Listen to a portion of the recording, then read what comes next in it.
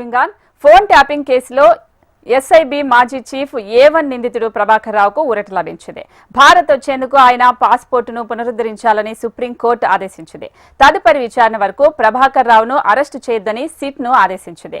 Supreme court ఉత్తర్వులను advantage గా తీసుకోవద్దని, దేశానికి వచ్చిన వెంటనే 3 రోజుల వ్యవధిలోనే దర్యాప్తు అధికారి ముందు హాజరు కావాలని ద్విసభ్య ధర్మాసనం ప్రభాకర్ రావుకు స్పష్టం చేసింది. తదుపరి విచారణ ఆగస్టు 5వ తేదీ నాటికి వాయిదా వేసింది.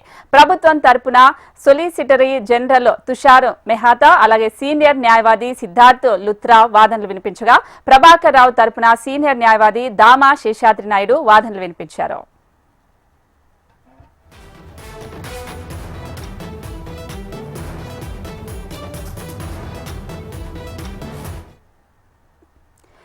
బ్రేకింగ్ న్యూస్ చూస్తున్నాం. ఫోన్ ట్యాపింగ్ కేసులో ఎస్ఐబి మాజీ చీఫ్ A1 నిందితుడు ప్రభాకర్ రావుకు ఊరట లభించింది.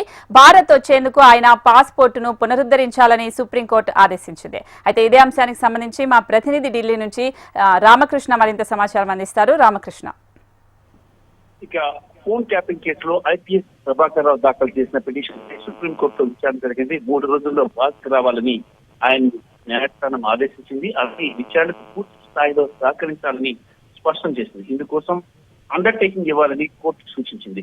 భారత్ వచ్చేందుకు ఆయనకు పాస్పోర్ట్ మంజూరు చేసినట్టు కూడా న్యాయస్థానం వెల్లడించింది. ఆగస్టు 5 వరకు ఆయన్ని అరెస్టు చేయవద్దు అంటూ కూడా ఆదేశాలు జారీ చేసింది. ఈ నేపథ్యంలో ఇక కోర్టు ఉత్తర్వుల నేపథ్యంలో ఆయనకి కొంత ఊరట లభించిందని చెప్పొచ్చు. మరి దర్యాప్తుకైతే పూర్తిగా ప్రభాకర్ రావు సహకరించాలి, మరి అలాగే 3 రోజుల్లో భారత్కి రావాలని చెప్పేసి కూడా ఆయన చెప్పారు. ఎందుకంటే ఇప్పటికే ఆయన పాస్పోర్ట్ ని రద్దు చేయడం జరిగింది కేంద్ర ప్రభుత్వం. మరి ఈ నేపథ్యంలో ఆయన పాస్పోర్ట్ ని పునరుద్ధరణ చేయాలి, ఆయన భారత్ వచ్చేందుకు మార్గముసుకోమం చేయాలని చెప్పేసి కూడా సర్వోన్నత న్యాయస్థానం ఆదేశించింది. Right Ramakrishna, thanks for the updates.